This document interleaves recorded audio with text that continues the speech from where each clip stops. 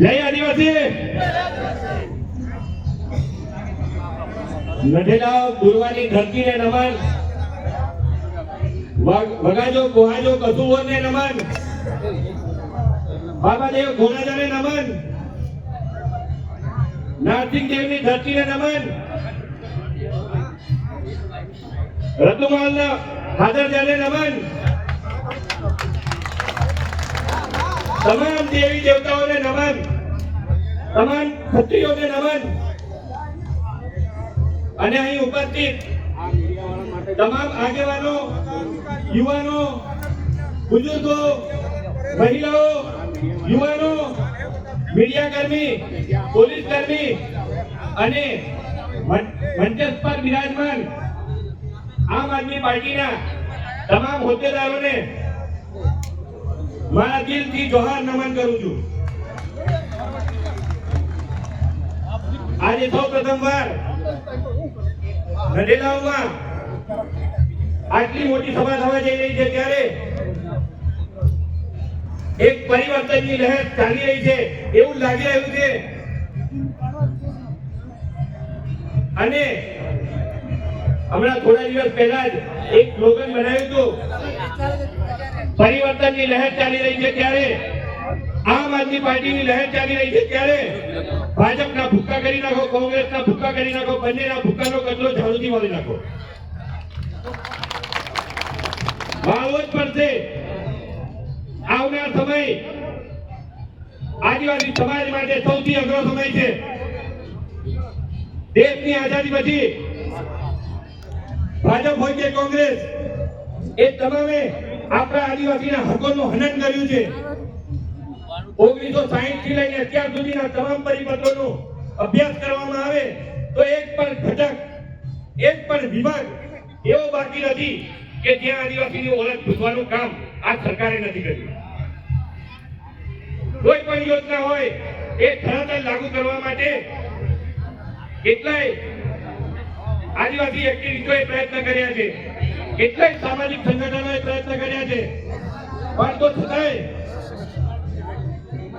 હાલની પરિસ્થિતિમાં તમામ પરિપત્રોને એક અલગ રીતે જોવાના અને આદિવાસીના હકને છીનવવાના આ તમામ પ્રયત્નો આ સરકાર કરી રહી છે।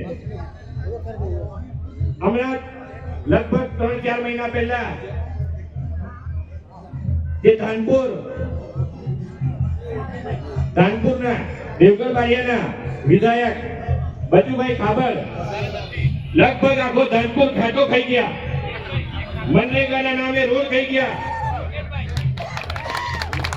સંડાસ બાથરૂમ બી ખાવાનું છોડ્યું નથી, એ નથી ખાઈ ગયા।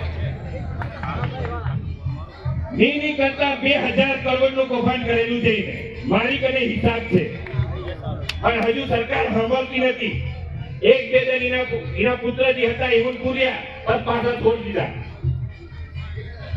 હજુ મંત્રી તરીકે બરખાસ્ત થયા પછી પણ એક વિધાયક તરીકે હજુ પણ એને બરખાસ્ત કર્યો નથી, એની પણ હજુ લડાઈ ચાલી રહી છે। અને આમ આદમી પાર્ટી આજે જે લહેર ચાલી રહી છે એને જોતા આ જેટલા પણ ચોર વિધાયક છે, જેટલા પણ ભાજપના નેતાઓ છે, જે ભૂખ્યા વર્ગોની જેમ આપણા વિસ્તારને ચૂસીને ખાઈ રહ્યા છે, આ તમામને હું કહેવા માંગુ છું, આ મંચ પરથી કહેવા માંગુ છું, હવે ચેતવી જજો, ડર તમારામાં આવી ગયો છે। એ ડરના પ્રમાણે આ તમામ દાહોદ જિલ્લાની તમામ જેટલા પણ જિલ્લા તાલુકાની સીટો છે એ તમામ જિલ્લા તાલુકાની સીટો પર આમ આદમી પાર્ટીની લહેર ચાલવાની છે। સ્વીકારી લો, માની લો, તમામ કેપ્ચર કરી નાખો, કારણ કે આ લોકોને ડર ઘૂસી ગયો છે। એ ભૂત સુધી પણ આવા તૈયાર ના થાય એવી એમની હાલત કરી નાખો, કારણ કે સમય ફક્ત ને ફક્ત આપણી પાસે ચિંતા પણ હક અધિકારો છે, આપણી પોતાની ઓળખ છે, આપણી પોતાની એક ભીલ પ્રદેશની માંગ છે, આપણી પોતાની એક સંપૂર્ણ કહેવાય કે રાજસ્થાન હોય, મધ્યપ્રદેશ હોય, ગુજરાત હોય કે રાજસ્થાન હોય, ત્યાં તમામ વિસ્તારમાં આપણી પોતાની એક ઓળખ છે। એ ઓળખને ભૂસવાનું કામ કેન્દ્ર સરકારમાંથી થઈ રહ્યું છે। રતનમહાલના વિસ્તારમાં હમણાં થોડા દિવસ પહેલા જ ટાઈગર પ્રોજેક્ટની શરૂઆત કરવામાં આવી। ટાઈગર પ્રોજેક્ટ શું છે?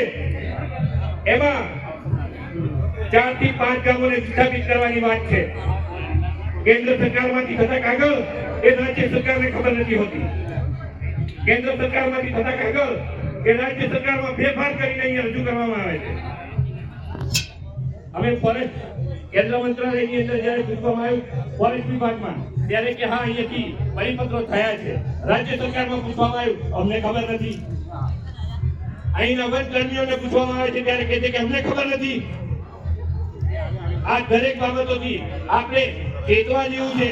કેન્દ્ર સરકાર શું કરી રહી છે, રાજ્ય સરકાર શું કરી રહી છે અને અહીંયાના જિલ્લા પંચાયતના હોદ્દેદારો જે હાલ ચૂંટાયેલા છે એ શું કરી રહ્યા છે અને તાલુકાની અંદર ચૂંટાયેલા ભાજપના ભ્રષ્ટ નેતાઓ શું કરી રહ્યા છે એ આ બધાનું આપણે ધ્યાન રાખવું પડશે.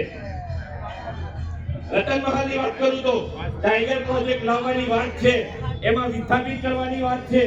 આપણો દૂરનો વિસ્તાર નથી, આ નજીકનો વિસ્તાર છે.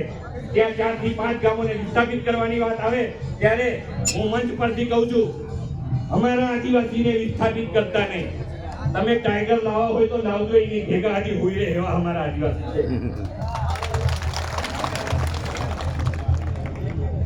બાજુમાં દીપડો હોય તો હજી આપણો માણસ આરામથી હોઈ રહે. એટલે ટાઈગરના નામે અમારા ગામો ખાલી કરાવવાની વાત કરવાની નહીં. ટાઈગરના નામે ટાઈગર એને ટ્રાઇબલ બે હરકા છે ભાઈ, એમાં કોઈ ફેર નહીં મળે. આ તમામ મુદ્દાઓને લઈને લગભગ છેલ્લા 10 વર્ષથી તમને કદાચ ધ્યાન પણ હોય કે ન હોય પણ પાટા ડુંગરીનું પાણી દાહોદ શહેરને આપવાની વાત થાય કે અન્ય વિસ્તારોમાં લઈ જવાની વાત થાય પણ ગરબાડા તાલુકાની અંદર કેનાલનો એક વિભાગ પણ ચાલુ કરવા માટે આ સરકાર તૈયાર નથી. એ માંગ આપણે કરવી પડે છે કે ક્યાંક ને ક્યાંક આપણે હજુ આપણે ચૂક ક્યાં થઈએ છીએ કે ક્યાંક આપણી પોતાની જેટલી પણ માંગ છે પૂરી કરવામાં આપણે ક્યાંક પાછી પાડી કેમ કરીએ. ઢોલવાલાને વિનંતી કે આગળની સાઈડ પર આવી જાય. સાહેબ ટૂંક જ સમયની અંદર પધારી રહ્યા છે. માનનીય ચૈતરભાઈ વસાવા આપણી વચ્ચે ઉપસ્થિત થવાના છે એટલે ઢોલવાલાને નમ્ર વિનંતી કે આગળ આવી જાઓ. જે ઢોલ વગાડી રહ્યા છે તેમને સભા સ્થળ પર આગળ આવવા માટે નમ્ર વિનંતી. રોડ પર આગળ આવવા માટે વિનંતી. હોય તો એ તાલુકાનું નામ ગુજરાત રાજ્યની અંદર લેવામાં આવે તો ગરબાડા તાલુકાનું નામ આવે છે. વિચાર કરો આપણે કેટલા સૌથી ઓછો હોય, સૌથી પછાત હોય એ વિસ્તાર આપણો ગરબાડા તાલુકો છે. અત્યાર સુધીની અંદર આપણે આપણા નેતાઓની પસંદગી કરવામાં બહુ મોટી છાપ થઈએ છે. આ ભાજપ સરકાર એક દિવસ આદિવાસીને ખતમ કરી નાખે એની પહેલા પરિવર્તનની લહેરને ચાલુ કરો અને પરિવર્તન તરફ આગળ વધો. આમ આદમી પાર્ટી તરફ આગળ વધો. ફરી પાછો નાનો કરી નાખો, કોંગ્રેસના ભૂક્કા કરી નાખો, બંનેના ભૂક્કાનો કચરો ઝાડુથી વાળી નાખો. અહીં મારી વાણીને વિરામ આપું છું. જોહાર, જય આદિવાસી, જય રોગરદેવ.